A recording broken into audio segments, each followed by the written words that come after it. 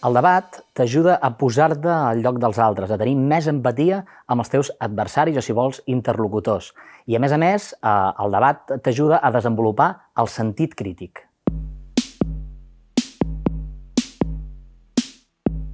Abans de començar un debat has de tenir en compte tres coses. En primer lloc, les posicions a defensar i la normativa. En segon lloc, què és el topoi? I en tercer lloc, què és el framing? Anem pel principi.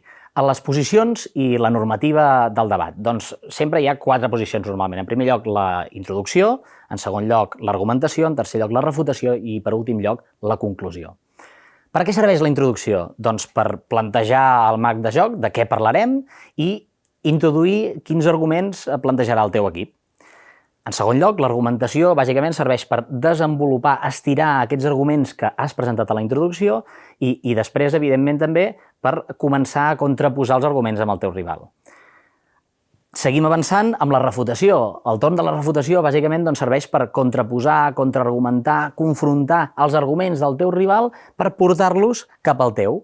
I en últim lloc, les conclusions, on no hi pots introduir informació nova i bàsicament el que has de fer és resumir el que s'ha produït en el debat i demostrar-li als jutges o als teus interlocutors que la teva línia argumental és la vàlida per guanyar el debat.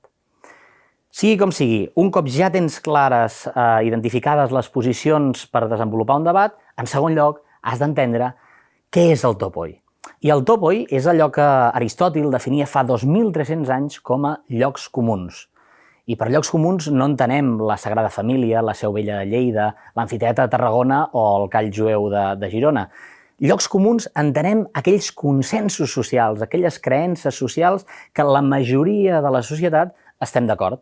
Per exemple, en ple segle XXI podem estar d'acord en que anar a la guerra és dolent.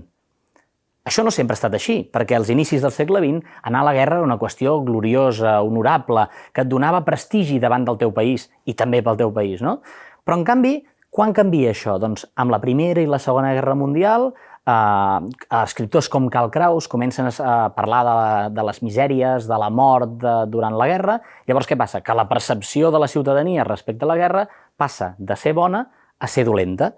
Doncs ser conscient de que el concepte de la guerra avui en dia és dolent és el segon pas per tenir en compte què has de fer per debatre o, si vols dir, com pots preparar un debat. I en tercer lloc, un cop ja saps les posicions i la normativa i també tens clar què és el topoi, has de saber què és el framing. El framing, bàsicament, són el significat semàntic, el tauler de joc, allà on es debat, no?, de les paraules. Anem a fer un exemple.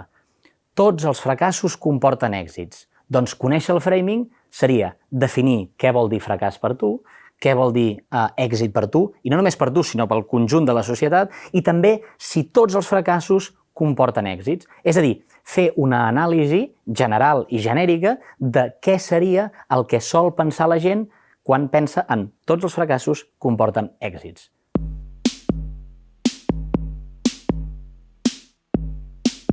Un cop ja tens clar quin és el topoi i ja has treballat ben bé el framing, bàsicament el que has de fer és estirar aquests conceptes dins del tema del debat. Per exemple, amb el tema de tots els fracassos comporten èxit, el que has de fer és, bàsicament, posar exemples de cadascun dels conceptes. Per exemple, què és un fracàs? Podríem dir que és la mort d'una persona? Doncs podríem dir, com a enunciat, un fracàs individual pot convertir-se en un èxit col·lectiu. I poses l'exemple de, per exemple, una persona que té un accident de trànsit, comporta, evidentment, una mort i, per tant, un fracàs per ell mateix. En canvi, si aquella persona és donadora d'òrgans, pot comportar que aquests donants, aquests receptors dels òrgans, obtenen un èxit que és mantenir-se en vida. Com pots comprovar, un fracàs individual es converteix en un èxit col·lectiu. En definitiva, has d'agafar el framing i estirar les paraules per desenvolupar-les i fer-les entenedores, amb un enunciat clar i amb un exemple clar.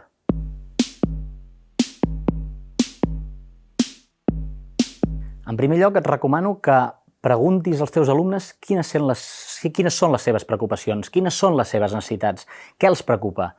Llavors, proposa'ls un tema de debat que realment els impliqui personalment. Per exemple, cal limitar l'accés a les xarxes socials?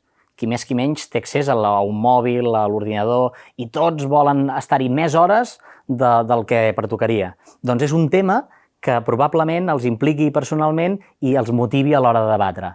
I, finalment, intenta que defensin posicions que d'entrada no hi estan del tot d'acord. Per què? Doncs perquè això els ajudarà a obrir la ment i a despertar el seu sentit crític. Si fas tot això, estic convençut que prepararàs els teus alumnes amb moltíssima eficiència i amb moltíssima eficàcia.